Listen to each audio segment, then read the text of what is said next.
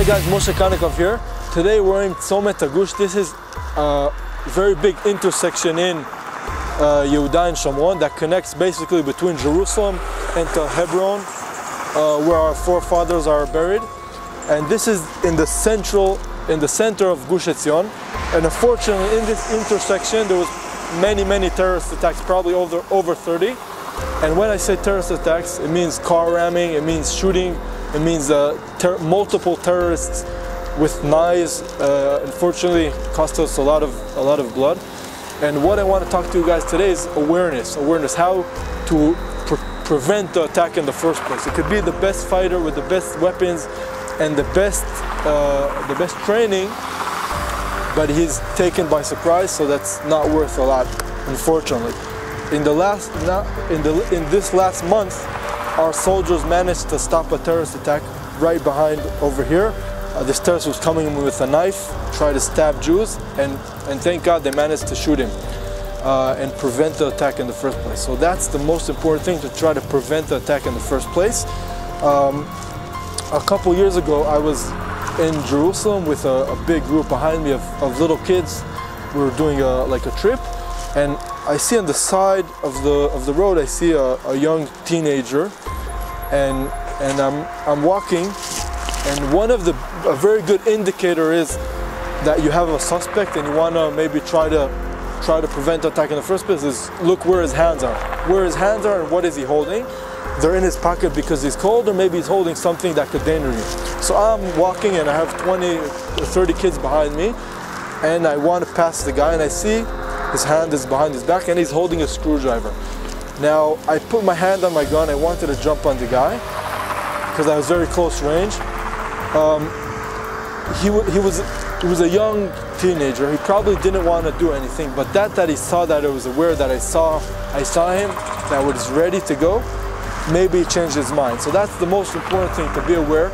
And when I say aware, I see it as divided to two parts. The first thing is not to be an easy target, and the second thing is how to identify an attacker. So the first thing is how to not to be an easy target. These terrorists, these cowards, they're trying to attack people that are not armed. They're trying to go for civilians. They're trying to go for maybe even soldiers that are not aware that they're on their phone. They're not aware of their surroundings. So the first thing is not to be an easy target, to be aware of your surroundings. Not if you have to be on your phone in the middle of the street, so just go with your back to the wall and do what all you have to do.